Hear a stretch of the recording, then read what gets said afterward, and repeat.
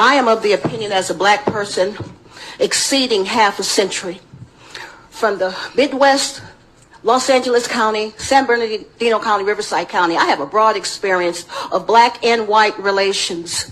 I am not of the opinion that there is systemic racism. In the words of James Brown, for those of you who remember him, he says, I don't need y'all to give me nothing. Get out the way and I'll get it myself. We don't need equity. I don't need you to take anything from anybody to give to me. I am an autodidact. Many black people are. I'm concerned that all of this empathy, and pardon me for saying so, are the liberal white women. We don't need your help. Your help is harmful. Your empathy is causing too much division, too many problems. Step aside, take care of your own. Leave us alone. We can raise our children. We can educate them about our history. For anybody that's concerned about black history and what we know and our self-esteem, we invented many things Americans use. So have LGBTQ people. It's irrelevant what your skin color is, what your sexuality is. I'm going to repeat what I said with respect to racism and bullying and feeling less than. Some things are private issues. They belong at home in the bedroom. When you bring certain things out to the public square, your insecurities. Thank you, Anita. Thank you. Okay. Now, with respect to the other issue, I think I counted 159 items for the commemorative calendar. This speaks to empathy gone amok. Empathy becomes stupidity when you do things like that. Okay, trying to appease everybody. Empathy becomes stupidity when you tell a boy he can be a girl because he puts on a dress. That's not empathy. That's not love because it's not truthful. We can speak the truth in love. And to my LGBTQ neighbors, with respect to these dates and commemorations, Pride Month, I showed up at the human relations thing. I was told to get out because I was from the Ark Church. I think they're disingenuous when they say they want to communicate and talk and be heard. I think you want to compel speech. You want to dominate our agency. That's not going to happen. We can live here cohesively. I'm willing to dialogue and get some understanding from you. But you have to understand, you're not going to tell me what to do. You're not going to compel my speech. You're not going to take my agency. We can live here together cohesively with understanding and unity. We did that when it was homosexuals, gays, and bisexuals. The TQs, y'all went just stone crazy. We can't even relate to you guys. You guys think the whole world revolves around you and everybody needs to do what you tell us to do. That's outrageous. So please, if you're serious about living in unity and wanting some human relations, wanting some respect, some dignity, have the courage and the respect. The two counselors had no respect. They even admitted it. Thank you, Anita. Thank you. So I like what she said. It's okay. Because she touched on a lot. You know, she touched on how white liberal women, they could be a problem, and they can be. You know, they do more harm than good. It's like, yes, I'm black and I'm proud, but you know, it's not about handouts. It's about really get out of my way so I could do what I got to do for me, my family, my community. And then Yeah, well, I've LGBT always had that thing, and that wasn't James Brown that came up with that. He was parroting what by then was a 4-year-long thing. This was about 1969 when he came out with that number.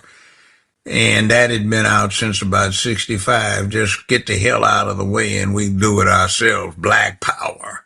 Mm-hmm. In other words, right now, the woke folk have completely forgotten about black power. They're talking about white supremacy holding the black students down.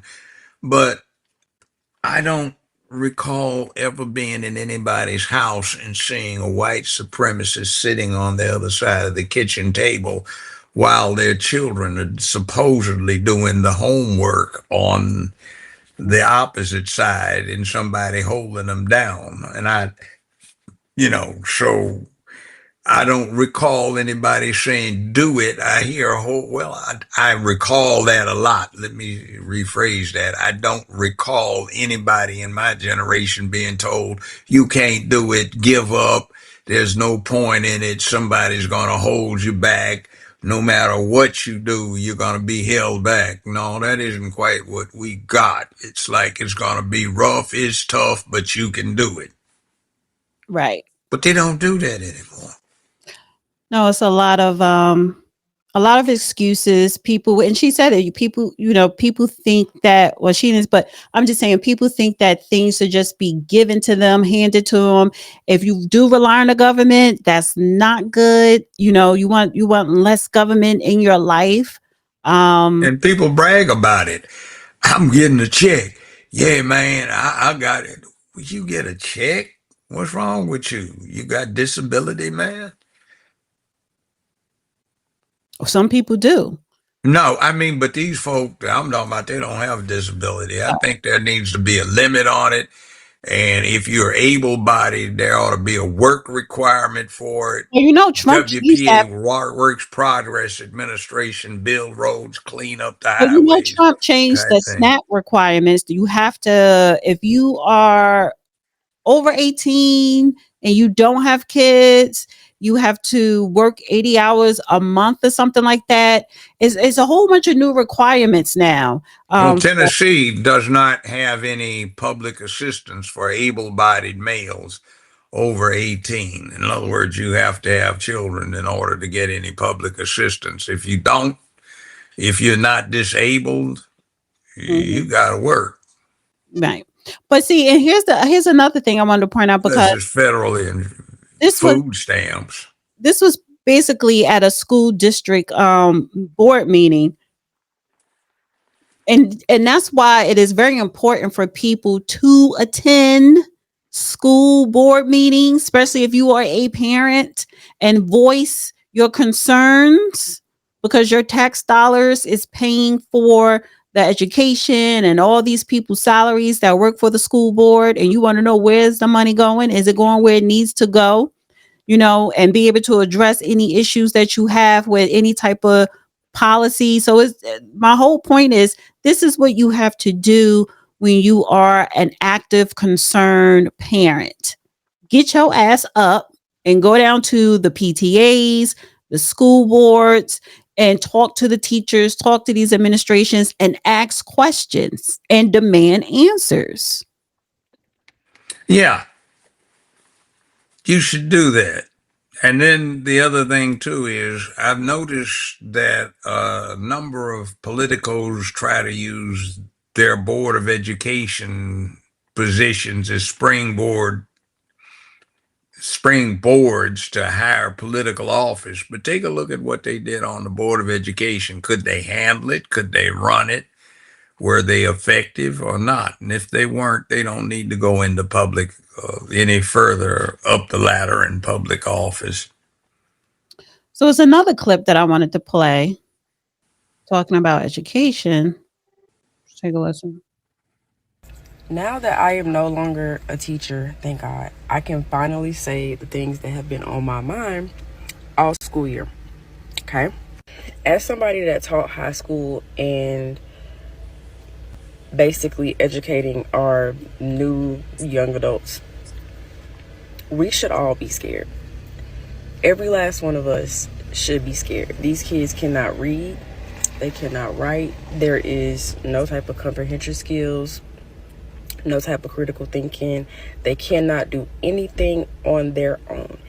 They expect everything to be taught to them. Well, I won't even say taught. They expect everything to be given to them. So in my class, we did this thing where I made them write once a week. So they would have some type of assignment where they would have to write at least a paragraph, meaning 5 sentences. 5 sentences. The amount of assignments that I got in with 1 sentence, 2 sentences, the amount of complaints I got with the whole 5 sentences, that's too much. Can we do 3? Isn't 3 considered a paragraph? Oh, baby. We are in for a wild ride, y'all. Every assignment that I gave them, I kid y'all not, every assignment that I gave them, there was a student that came to Several students that came to my desk and made me walk, asked me to walk them through the entire assignment, the full, whole thing.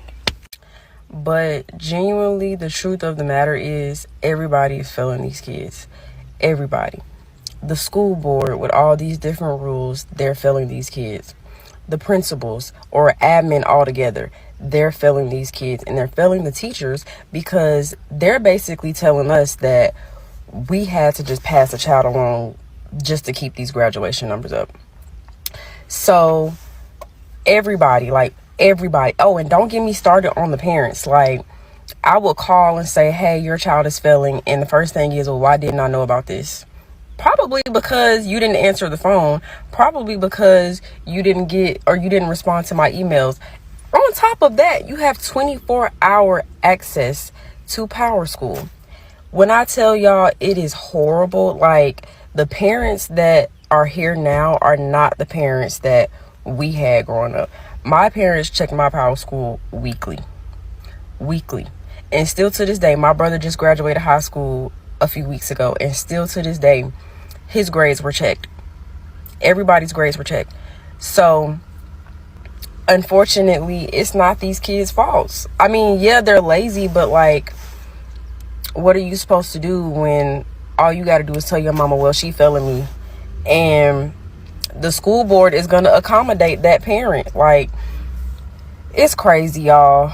We should be very scared for our new nurses, our new doctors, our new everybody. These colleges are going to have to start lowering their requirements. They're going to have to start lowering the fact, or just lowering everything, because the way that stuff is going now, the amount of kids that are going to come into these schools and they cannot read, they cannot write, they cannot do anything without AI. We should be scared. We should really be scared. Have a great day. I taught high school and junior high school a long time ago, ran a playground for the city school system a long time ago. One of the things right now is they don't let the children fail. They get to walk across the stage with the cap and gown and get an attendance certificate, but no diploma. They need to start flunking students so that they are shown consequences for not performing. The world is an inflexible place, and nobody's going to treat them nicely. And over the last 25 years, there's been poison spread in this country. Over the last 35 going on 40, poison has been spread by conditioning the youth to expect that they will be treated as entitled, pampered poodles, Mm-hmm. where everybody will open their kibbles and bits for them. Right. And if they can't write a complete paragraph, and I'm pretty sure those one or two sentences are probably incomplete or run on, we should be scared. But also, I'm scared of the parents, because it's like, what are you not doing? They aren't being parents. They've got an excuse. You gave them an excuse. It's not their fault. It's white supremacy, or it's something else, or it's these evil fascists who are out there trying to spread horrible things to repress the well, not rational, but the natural urges of the child who wants to get into their emotions but are kept from it. No, that's not how the world works. And just like the previous woman talking at the school board, it's like you want to throw down LGBTQAI plus and push it down kids' throats, even the parents, but you don't want to teach children how to write properly, or make sure that a lot of times schools administrators know which child is being abused, which child has a dysfunction going on at home. And they don't intervene on any type of level, like the real importance, you know.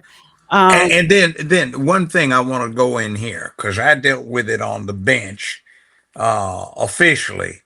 What is being called abuse is not abuse per se. It is simply reasonable efforts to discipline a child. Tennessee, fortunately, still allows corporal punishment of children. You can spank them as long as you don't cause any permanent disfigurement or physical injury. Now, the problem came in that even though this statute was on the books, a lot of the prosecutors and police were totally unaware of it. So people would come in and they would be convicted in a lower court by a judge who was unaware that there was no such statute, excuse me, any statutory sanction against spanking a child. And you spanked the child, therefore I'm sentencing you to so and so. I'll suspend most of this sentence, and they'd appeal it up to me. And I just say, what does this say? Read it. well, you know what? And when you read it, it's like, okay, what is the permanent injury that the child suffered? Did they get any broken bones, But any this is cuts? what they're suffering. They're suffering neglect. They're not That's being, it. No, it takes. and a lot of kids are being, I would say, brutally physically harmed, whether they're being, you It's know, not the number you sexually think. mistreated. There are Well, no, significant no, no. number. Okay, so I'm not even going off the numbers because there are a lot of cases that are not even being reported. I know, but there is abuse. But But it's the abuse neglect. has. And let me just say this: it's neglect all across the board. I don't, even if you're not disciplining your kid, if you're not abusing your kid, okay, fine, you're not abusing your kid, but you're not taking the time out to teach your child how to read. You're not sitting with your child to go over the homework. That is neglect. That is child abuse. Well, yeah. But you see, there's another thing going on too. I've noticed this. You ever heard this old phrase, children should be seen and not heard? I mean, I never would have thought when I was 3, 4, 5, 6, 7, 8, 9 years, 10 years old, unless it was an emergency, to interrupt two adults having a conversation. You're at somebody's house now and the children continuously interrupt the adults in conversation. It's okay and nobody stops it. The child wants to go act out and you tell the child, don't do this, and looking right at you to go ahead and do it anyway and grin about it. And nothing's done. And these children keep growing up with this confusion. So I agree there is abuse, child abuse. There's a lot of it, but too much of what is ordinary human discipline for children is deemed to be abuse now. And somewhere along the line, somebody's got to make a distinction that swatting a kid, switching a kid, taking a belt to a kid's backside, there's nothing wrong with that when it becomes instantaneous reinforcement for the adult orders, instructions, and commitment to having a Well, let me just say this. dignified, peaceful That's household. that's not an issue anymore because parents are not even taking the time out to spank kids. Right, So but I'm just saying it's become such an anathema that my point was is even though Tennessee by statute allows children to be spanked, you had prosecutors and police and judges who were unaware of that, completely unaware of that, and they would go arrest parents for a simple spanking on the behind of a child. And then a judge in a lower court, since it would generally be a misdemeanor, would go ahead and convict the person, and they didn't have any statutory basis for it. So it would be appealed up to me, and I just got all of these appeals that came up, and it's like, well, are you aware of this statute? Look at it. It says it's okay to spank the child. So what did this adult do to their child but spank them? So it says it's okay. I mean, I'm not even focusing on the spanking because you're not doing nothing else. So, you know, and so I look at it like this: if you're going to spank them, but you're not doing anything else, that is abuse, because you thinking if I beat them, they're going to behave. No, idiot. You have to also parent.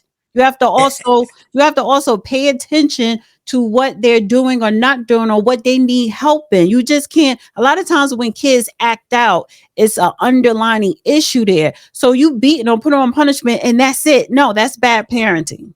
Yeah, I agree. The problem is that parents go along to get along, but the problem is not getting along with the child. The child's supposed to get along with you. So you've got a child in your household, and you're letting the child run the household and dictate what goes on inside the household because you don't want the child not to be your friend. That's not what your job is.